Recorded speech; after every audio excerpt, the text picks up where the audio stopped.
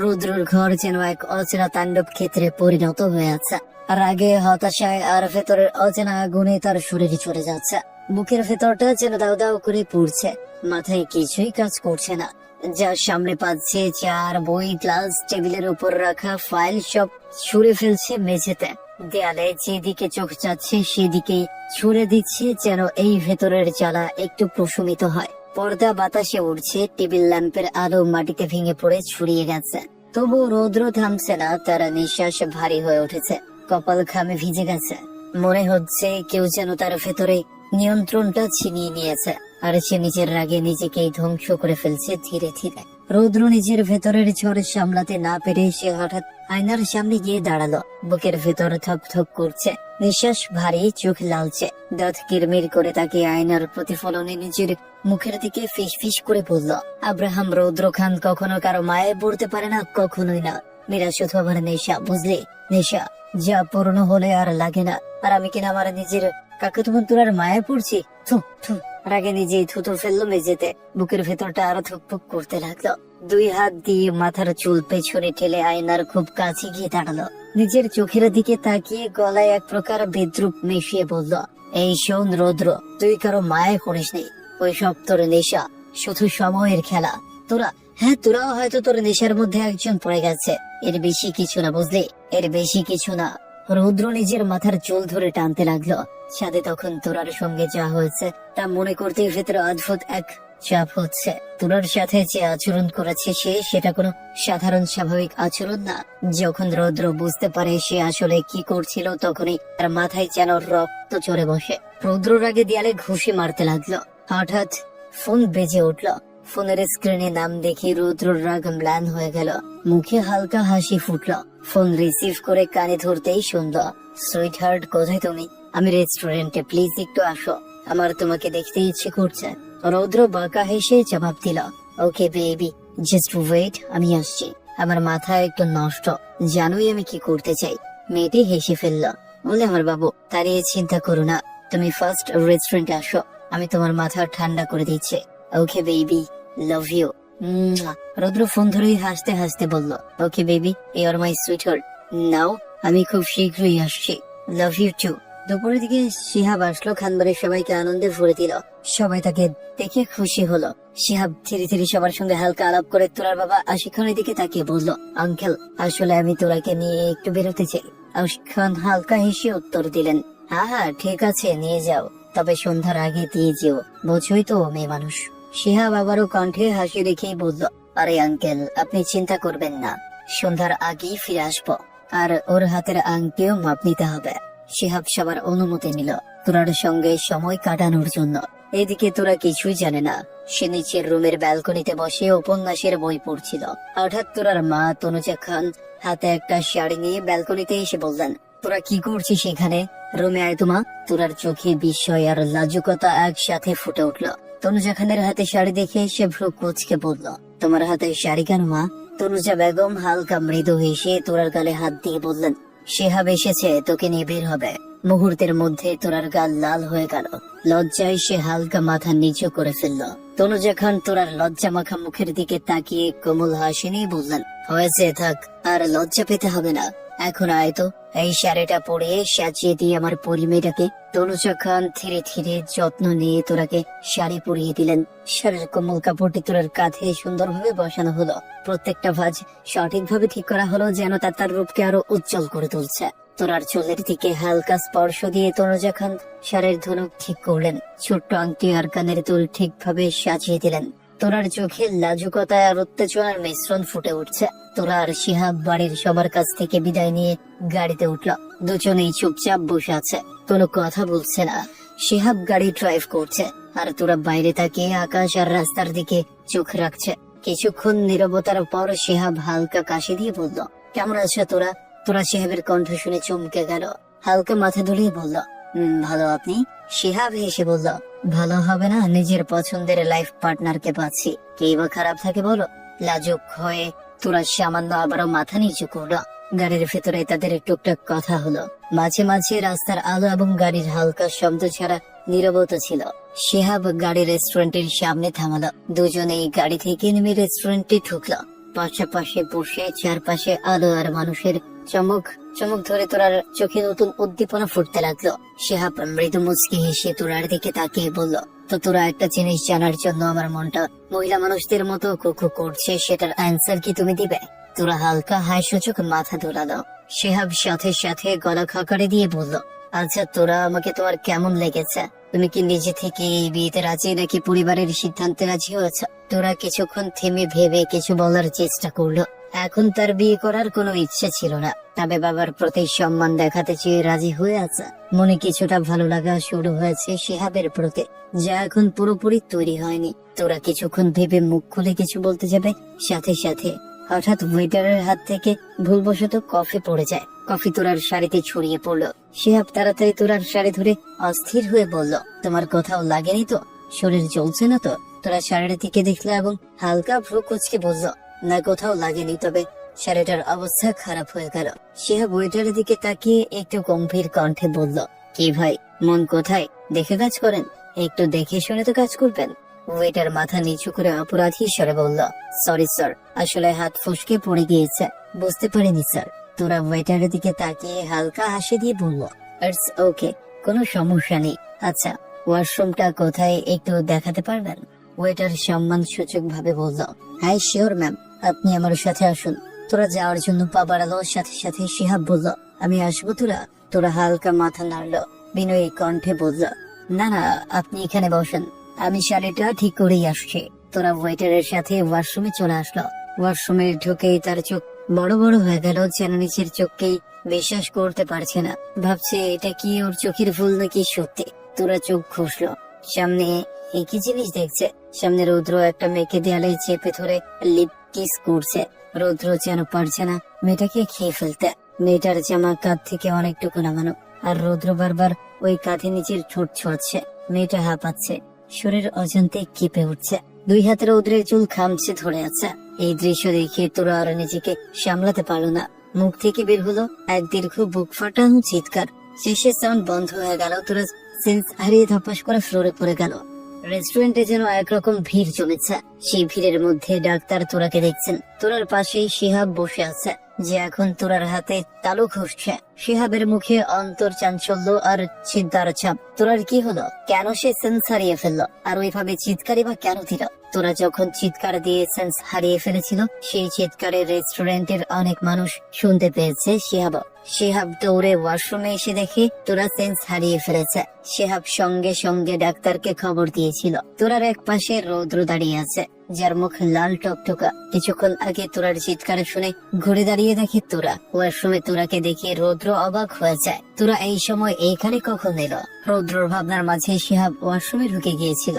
মুহূর্তেই রৌদ্র বুঝে যায়, তার মানে তোরা শিহাবের সাথে রেস্টুরেন্টে এসেছে। রৌদ্রের কেমন জানি জেলাসি ফিল হয়। মনটা যেন কেন তোরার পাশে শিহাবকে সহ্য করতে দিচ্ছে না। রাগ আর জেলাসি একসাথে তার মনকে দখল করছে। ডাক্তার তোরাকে দেখে শিহাবের উদ্দেশ্যে বলল, আসলে মেয়েটা মনে হচ্ছে সেন্স হারানোর আগে এমন কিছু দেখেছে যা সে সামলাতে পারেনি, তাই সেন্স সহজে ফিরছে না। আপনি একটা কাজ করুন, বাসায় নিয়ে যান, আর আমি কিছু ঔষধ লিখে দিচ্ছি, সেইগুলো খাওয়াবেন, যাতে সেই দৃশ্যটা চোখে আর না থাকে। ডাক্তার বলার সাথে সাথে তোরা মুখ থেকে বিড়বিড় করে বলতে থাকে, ছি ছি, নোংরা কাজ করছে, আমি লজ্জা পাচ্ছি। ছি ছি, লজ্জা করে না ভাইয়া, নোংরা কাজ করছে। ছি ছি, খুবই অস্বস্তিকর, এটা ঠিক আমি লজ্জা পাচ্ছে। তোর মুখের কথা শুনে সকলে একে অপরের দিকে তাকালো। শিহাব তো হাবা বনে গেল। তোরা এসব কি বলছে? রৌদ্র তোরার কথা শুনে হালকা কেসে উঠল। সে বুঝতে পারলো যদি এইভাবে থাকে তোরা যে কোনো সময় রেস্টুরেন্টে তাকে নোংরা বয় বানিয়ে দিবে। তাই রৌদ্র সব ভেবে কাউকে কিছু বলার সুযোগ না দিয়ে এক প্রকার তোরাকে পাজা কোলা তুলে নিল এবং শিহাবের উদ্দেশ্যে বলল, আপনি বাড়ি যান, আমি তোরাকে নিয়ে যাচ্ছি। শিহাব কিছু বলতে যাবে, তোরার সাথে সাথে চোখ খুলে নিজের অবস্থান বোঝার চেষ্টা করলো আর নিজেকে রৌদ্রের কোলে আবিষ্কার করলো। মুহূর্তে তোরা গলা ফাটিয়ে চিৎকার করতে লাগলো, নোংরা নোংরা, এই নোংরা, আমাকে নামান বলছি, আপনি একটা নোংরা, আমি দেখেছি আপনি ওই ওয়া। তোরার কথা শেষ অংশ রেস্টুরেন্টের কেউ শুনতে পারলো না, কারণ রৌদ্র এক প্রকার দৌড়ে রেস্টুরেন্ট থেকে বেরিয়ে চলে গেল তোরাকে নিয়ে। শিহাব বরফের মতো জমে দাঁড়িয়ে রইল, যেন সবকিছুর ঘটনা তার মাথার ওপর দিয়ে পার হয়ে গেল, কিন্তু ভেতরে কেবল শূন্যতা। কোনো শব্দ বা অনুভূতি প্রবেশ করলো না। তোরা রৌদ্রের শার্টের আঁচল ধরে ধরে টানছে, কখনো খুশি মারছে আর চোখ ফাটিয়ে চিৎকার করে বলছে, এই পচা বেড়া পুরুষ, নোংরা পুরুষ, নামান বলছে আমাকে। আপনি ধরেছেন কেন? ঘৃণা লাগছে আপনাকে? নামান বলছি, নাহলে কিন্তু কামড় দিব। রৌদ্র তোরার কোনো কথা শুনলো না। তোরাকে এক প্রকার জোর করে গাড়িতে তুলে ডোর লক করে দিল। নিজে এসে নিজের সিটে বসে গাড়ি স্টার্ট দিতে বসলো। এমন সময় তোরা গাড়ির জানলা দিয়ে রেস্টুরেন্টের দিকে তাকিয়ে চিৎকার করতে থাকলো, সবাই শোনো শোনো, এই লোকটা খুব নোংরা, আমি দেখেছি, এই লোক নোংরা। আর শিহাব, আপনি আমাকে এই নোংরা লোকের সঙ্গে যেতে দিচ্ছেন? আমি বিয়ে করবো না আপনাকে, বলে দিলাম। রৌদ্র তোরার কথা শেষ হওয়ার আগে গাড়ি স্টার্ট দিয়ে রেস্টুরেন্টের সীমানা অতিক্রম করে ফেললো। তোরা শেষ মুহূর্তে এমন এক চিৎকার দিল যেন মানুষের কানের পর্দা ফাটিয়ে দিতে পারে। গাড়ির ভেতর তোরা রৌদ্রকে জ্বালিয়ে মারছে, বারবার চোখ বন্ধ করে মন মতো চিৎকার করছে, নোংরা নোংরা ভাইয়া, একটা নোংরা, ছি ভাইয়া নোংরা, আমি দেখে ফেলেছি ভাইয়া একটা নোংরা, ভাইয়া কি বাজে কাজ করছিল, ছি। রৌদ্র তোরার অবস্থা দেখে বুঝলো এখন বাড়িতে নেওয়া যাবে না, না হলে তোরা বাড়িতেও তাণ্ডব তুলবে। কিছুক্ষণ ভাবলো কিভাবে তোরার মুখ বন্ধ করা যায়। হঠাৎ মনে হলো তোরা কাশফুল খুব পছন্দ করে, আগে দেখেছে বাসায় কাশফুল দেখার জন্য বাইরে করতো, আর এখন তো কাশফুলের সিজন, হয়তো কাশফুলের কাছে নিয়ে গেলে তার চিৎকার কমানো যাবে। যে ভাবা সেই কাজ। রৌদ্র তার পরিকল্পনা মতো গাড়ি নিয়ে নদীর ধারে কাশফুলের কাছে ছুটে এলো, আর ঠিক যেমন রৌদ্র ধারণা করেছিল তাই ঠিক মতো কাজ করলো। তোরা গাড়ির জানলা দিয়ে কাশফুল দেখতেই তার মুখে খুশির ঝিলিক ফুটে উঠলো, চিৎকার থেমে গেল, চোখে আনন্দের আগুন জ্বলতে লাগলো। গাড়ি থামতেই তোরা এক প্রকার ঝাঁপ দিয়ে গাড়ি থেকে নেমে কাশফুলের দিকে ছুটলো, দুই হাত মুখে দিয়ে চিৎকার করলো, ওয়াও কাশফুল। রৌদ্র তোরার পাশে এসে দাঁড়িয়ে বলল, পছন্দ হয়েছে তোর? তোরা রৌদ্রের দিকে না তাকিয়ে কেবল উত্তর দিল, হ্যাঁ খুব। আমার কিছুদিন ধরে ইচ্ছে হচ্ছিল কাশফুল দেখতে, শুধু বাবা মা না করায় আসতে পারিনি। হ্যাঁ আমার কাশফুল, আমি আসছি তোমার কাছে, খুব মিস করছিল না আমাকে, আমি আসছি। কথাটা বলতেই তোরা দৌড় দিল, একবারে কাশফুলের ভেতরে ঢুকে গিয়ে খুশিতে আত্মহারা হয়ে নাচতে লাগলো। তোরার হুঁশি নেই যে তার এই আনন্দের কাণ্ড কারো বুকে ঝড় তুলে দিচ্ছে, আর সেই ব্যক্তিটা আর কেউ নয়, সব আব্রাহাম রৌদ্র খান। রৌদ্র তোরার এই হাসি খুশি দেখে যেন তার বুকের পৃথিবী কেঁপে উঠল। তোরার প্রতিটি পায়ের তাল, ঠোঁটের কোণে ফুটে থাকা হাসি, সবকিছু যেন রৌদ্রের বুকে সরাসরি তীরের মতো লাগলো। হৃৎপিণ্ডে অদ্ভুত এক স্পন্দন তৈরি করলো। চোখের সামনে তোরার আনন্দ, মৃদুলাজ আর খুশির ঝিলিক সব মিলিয়ে রৌদ্র যেন মুহূর্তের মধ্যে বন্দী হয়ে গেল। আর এই হাসির কোনো প্রতি সাধন সে চাইছিল না, শুধু চোখে রাখতেই হলো। রৌদ্র তোরার দিকে তাকিয়ে হঠাৎ কণ্ঠ কেঁপে ওঠা ভাব প্রকাশ করলো, আমার কি হচ্ছে? আমি তোরাকে দেখে কেন এমন থেমে যাচ্ছি? কেন আমার তোরাকে এত ভালো লাগছে? ওকে দেখলে আমার বুক কেঁপে ওঠে, স্পন্দন কেঁপে ওঠে। কেন ওকে দেখলে আমি দুর্বল হয়ে যাই? কি আছে এই তোরার মধ্যে যে আমাকে এত দুর্বল করে তুলছে? মুহূর্তে রৌদ্র নিজের মাথায় হাত বোলাতে বোলাতে চুল টেনে ধরল, যেন নিজের মনকে খুঁটিয়ে খুঁটিয়ে যাচাই করতে চাইছে, নিজের অনুভূতির গভীরে নামতে চাইছে। এই অদ্ভুত দুর্বলতা, এই অচেনা উত্তেজনা, এই এক ধরনের তাড়না যা তার ভেতরে আগে কখনো অনুভব হয়নি, যা এখন তোরাকে দেখার পর থেকে হচ্ছে। রৌদ্র নিজের ভেতরে নিজের সাথে লড়ছে, ঠোঁট নড়ছে ধীরে, চোখে কাশফুলের আলো ছায়া, কিন্তু মনের ভেতর এক প্রচন্ড অস্থিরতা। সে নিজের মনকে উদ্দেশ্য করে নিচু গলায় বলে উঠল, আমার মন, তুই যে তোরাকে চাইছিস, তোরা কি তোকে চাইবে? তুই তো কত মেয়ের সঙ্গে নিজের অস্তিত্ব নষ্ট করেছিস, এমনকি আজ তুই তোরার সামনে একটা নোংরা লোকে পরিণত হলে। আমি তো ওকে কাশফুলে নিয়ে এসেছি শুধু এই জন্য যেন ও আমাকে আর নোংরা না বলে আমার আসল রূপটা যেন ঢেকে থাকে। তাহলে এখন কেন আবার ওর দিকে টেনে নিচ্ছিস বল? আমি যদি সত্যি ওর প্রতি আসক্ত হয়ে যাই, তাহলে তো আমি শুধু নিজের ভালোই চাইবো। ওর কি ভালো হবে না খারাপ হবে সেটা আমি দেখবো না, প্লিজ। আর তাকাস না ওর দিকে, শান্ত হ, এইখানেই থেমে যা। এই চোখ দুটোকে আটকে দে, বন্ধ করে দে, এখানে তোরার দিকে আর তাকাস না। রৌদ্র, না তাকাস। এই কথাগুলো বলতে বলতে রৌদ্রের গলা কেঁপে উঠল, বুকের ভেতরটা ভারী হয়ে উঠল, যেন নিজেরই ভেতরে ডুবে যাচ্ছে। নিজের মনকে বোঝাতে চায়, কিন্তু মনটা যেন তোরার হাসির আলোয় প্রতিবার নতুন করে জেগে তুলছে। রৌদ্র ধীরে ধীরে তোরার দিকে এগোতে লাগলো, প্রতিটি পদক্ষেপে বুকের ভেতর ধুকপুক শব্দটা আরো জোরে বাজছে। কাশফুলের কোমল সাদা ঢেউয়ের মাঝ দিয়ে এগিয়ে যেতে যেতে সে তোরার পেছনে এসে দাঁড়ালো। তোরা তখন কাশফুলে মুগ্ধ, কখনো ঝুঁকে ছুঁয়ে দেখছে, কখনো বাতাসে ওড়ানো তুলোর মতো ফুলগুলো ধরার চেষ্টা করছে। হঠাৎ তোরা পেছন ফিরে তাকাতে রৌদ্রকে এতটা কাছে দেখে সে চমকে উঠলো। এক ধাপ পেছনে সরে গিয়ে কেঁপে ওঠা কণ্ঠে বলল, নোংরা আপনি? থুকু ভাই, আপনি এইখানে? রৌদ্র কোনো উত্তর না দিয়ে ধীরে ধীরে আরো কাছে এগিয়ে এলো। চোখের গভীর দৃষ্টিতে তোরার চোখে চোখ রেখে শান্ত অথচ ভারী গলায় বলল, কেন তোরা আমাকে এভাবে টানছিস বল? আমি যদি একবার তোর টানে চলে আসি তাহলে তুই ঠিক থাকতে পারবি তো? তোরা কিছুই বুঝে উঠতে পারলো না, শুধু অবাক হয়ে তাকিয়ে রইল।